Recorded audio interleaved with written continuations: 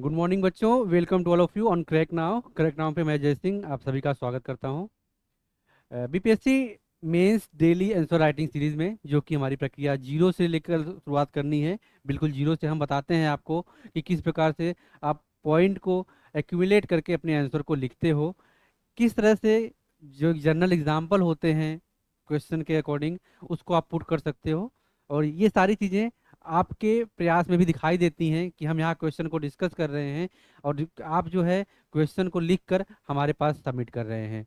तो आपका सहयोग, आपका जो लिखने की प्रवृत्ति है, इससे हम ये एक अनुमान लगा पा रहे हैं कि आप जो है आने वाले भविष्य में इसी प्रकार की निरंतरता रखते हुए बेहतर कर पाओगे।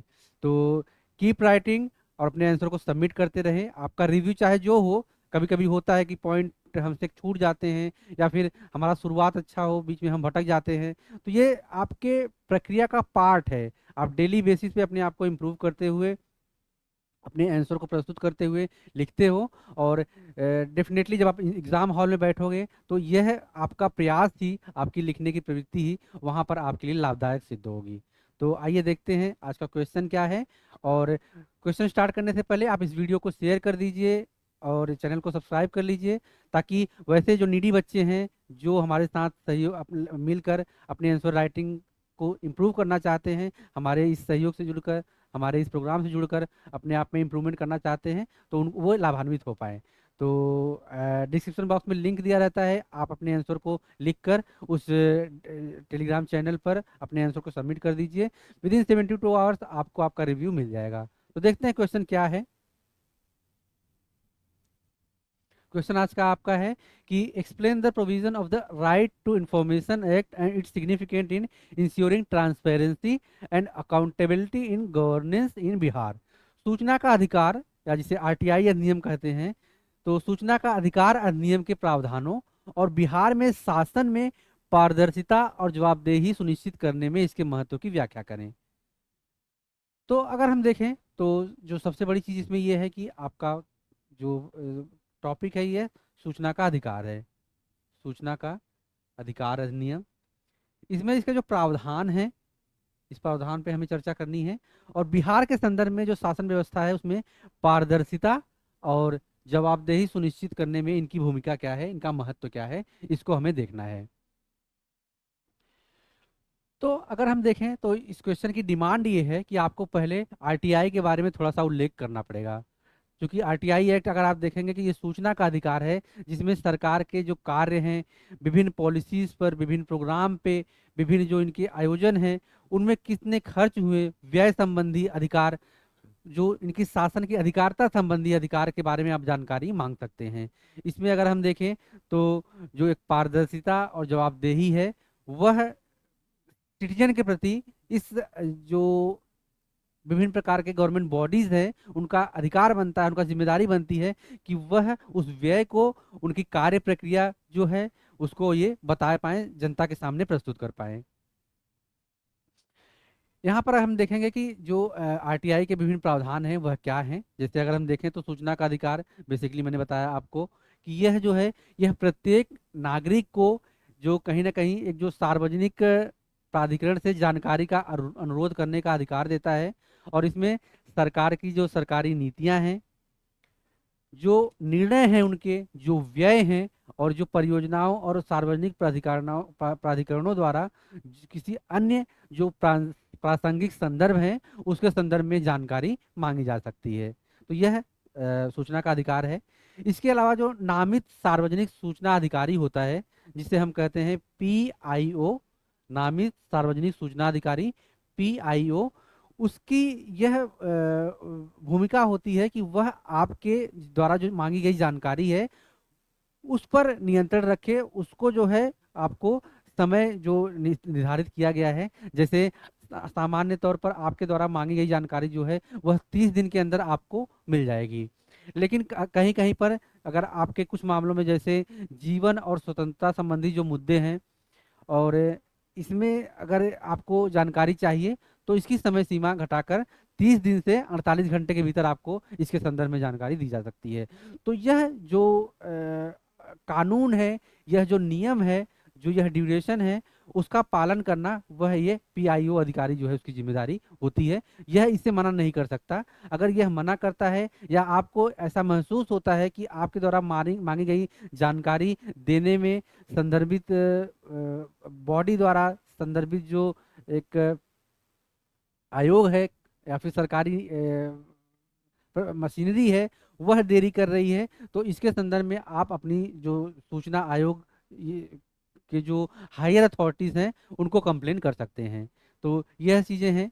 इसके अलावा आपकी जो सूचना की श्रेणियां हैं, कुछ क्षेत्रों को इससे प्रोटेक्ट रखा गया है कि आप उसके संदर्भ में सूचना नहीं मांग सकते। इसके बारे में आपको जानकारी होनी चाहिए कि आप जो है जो सेना है, जो हमारी हायर अथॉरिटीज़ बॉडीज़ हैं जैसे राष्ट्रपति के संदर्भ में, और भी जो इन्वेस्टिगेटिव एजेंसियां हैं उनको कुछ खास सुरक्षा प्रदान की गई है। तो इसमें उन्हें आपको सूचना की जो श्रेणियां हैं उन्हें इनसे मुक्त रखा गया है, यह आपको जानकारी होनी चाहिए।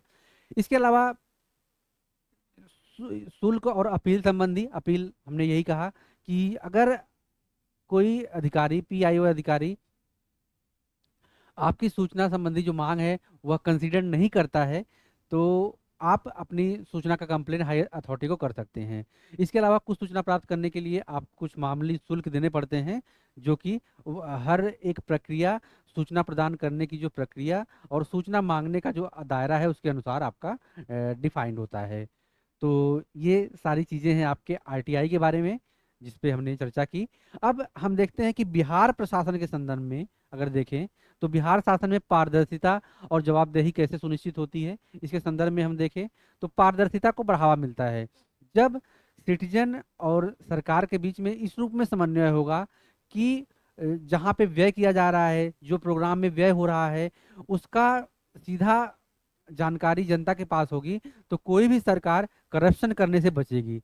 तो जो पारदर्शिता होती है धन के व्ययन में, क्योंकि अल्टीमेटली टैक्स द्वारा ही वह व्ययन किया जाता है, टैक्स कलेक्ट करती है सरकार और उसी को विकास कार्यों में यूज करती है। तो इस रूप में यह महत्वपूर्ण हो जाता है कि जवाबदेहिता सुनिश्चित होती है। इसके अलावा अगर हम देखें तो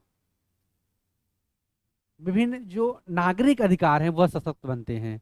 आप इस प्रक्रिया में समावेशी होते हो डायरेक्ट गवर्नमेंट के साथ, गवर्नमेंट बॉडीज के साथ अपने अधिकार के संदर्भ में। तो किस सेक्टर में कितना व्यय किया गया, क्या विकास की पॉलिसी होनी चाहिए और किस प्रकार से डेवलपमेंट का एक आधार हो सकता है, इसमें आप जो है ग्रास रूट पर अपनी भूमिका का निर्वहन करते हो और जो एक नागरिक चेतना है उसका विस्तार करते हो। तो यह नागरिकों को सशक्त बनाता है। इसका और अगर शासन और इसमें पारदर्शिता में देखें तो यह भ्रष्टाचार पर अंकुश लगाता है। जाहिर सी बात है, अगर आपको पाई पाई का हिसाब पता होगा तो जितना धन आवंटन हुआ है संबंधित मशीनरी को, संबंधित बॉडी को डेवलपमेंट के लिए, उसके पास उसका व्ययन आपके पास आ रहा है, उसका लेखा जोखा आपके पास आ रहा है, तो जो भ्रष्टाचार संबंधी जो भावना है वह कम होती है इसमें। और इसके साथ ही इसका एक लाभ और मिलता है कि जो सर्विस डिस्ट्रीब्यूशन होता है, सेवा वितरण होता है, उसमें सुधार होता है कि विभिन्न प्रकार के योजनाओं के लिए कितना व्यय किया जाना चाहिए, इस सेक्टर में इतना व्यय करने से यह लाभ होगा। तो सर्विस आपके पास इम्प्रूव होती है, सेवा वितरण इम्प्रूव होता है और विकास में एक नागरिक की भूमिका महत्वपूर्ण रूप से उभरती है। तो ये सारे पॉइंट हैं आपके आरटीआई के संदर्भ में, और आरटीआई से बिहार शासन को जो लाभ होगा पारदर्शिता और जवाबदेही के रूप में, उसके संदर्भ में हमने चर्चा की। इसमें अगर हम देखें तो कुल मिलाकर आरटीआई अधिनियम पारदर्शिता, जवाबदेही और नागरिक सशक्तिकरण और सहभागी लोकतंत्र को बढ़ावा देकर बिहार में शासन परिदृश्य को बदलने में सहयोग दे रहा है। नागरिकों द्वारा आरटीआई अधिनियम की जो निरंतर जागरूकता है और प्रभावी कार्यान्वयन और सक्रिय उपयोग राज्य में लोकतांत्रिक सिद्धांतों को बनाए रखने में काफी महत्वपूर्ण भूमिका निभा रहे हैं।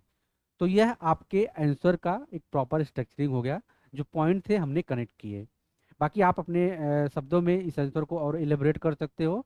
डिस्क्रिप्शन में लिंक दिया गया है, आप उसके माध्यम से अपने लिखे गए आंसर को सबमिट कीजिए। इस वीडियो को शेयर कीजिए, चैनल को सब्सक्राइब कीजिए। मिलते हैं नेक्स्ट क्लास में नए क्वेश्चन के साथ। तब तक पढ़ते रहिए, व्यस्त रहिए। Have a great day. Thank you so much.